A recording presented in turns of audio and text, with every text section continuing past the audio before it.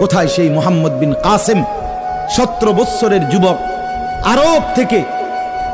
আরব জাহান থেকে আসছে ভারতে, সিন্ধু প্রদেশে দেবল রাজার এলাকায় একজন বোনকে একজন ডাকাত, জলদস্যু,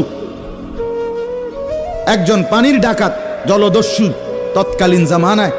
একজন মুসলিম বোনের গায়ের ওড়না ধরে টান দিছিল। তখন ওই বোন চিঠি পাঠাইছিল হাজ্জাজ ইবনে ইউসুফের কাছে আরব দেশে, হাজ্জাজ, তুমি বেঁচে থাকতে তোমার মুসলিম বোনের গায়ের ওড়না ধরে টান দিছে বেঈমান কাফের,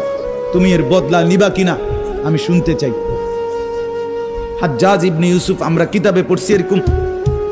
চেয়ার ছেড়ে লাফ দিয়া দাঁড়াইয়া চিৎকার দিয়া বলছে, বোন আমার, গোটা আরবের সমস্ত মুসলমান যুবক প্রয়োজনে জান দিবে, আরবের সমস্ত যুবকের কলিজা যাবে, জান দেবে, শাহাদাত বরণ করবে প্রয়োজনে, তবু আমি তোমার এই বেইজ্জতির বদলা নেব। 3 বার সেনাবাহিনী পাঠাইছে সে, 3 বার। প্রথম 2 বার পরাজিত হইছে মুসলিম বাহিনী, তৃতীয়বারে নিজের একমাত্র মেয়ের জামাই মোহাম্মদ ইবনে কাসেম রাহমাতুল্লাহ আলাইহি, এই উনারে দিয়া এরপরে এই সিন্ধু দেবল রাজাকে পরাজিত করে ওই বোনকে জেলখানা থেকে উদ্ধার করছে এবং এই হিন্দু রাজার এলাকায় কালেমা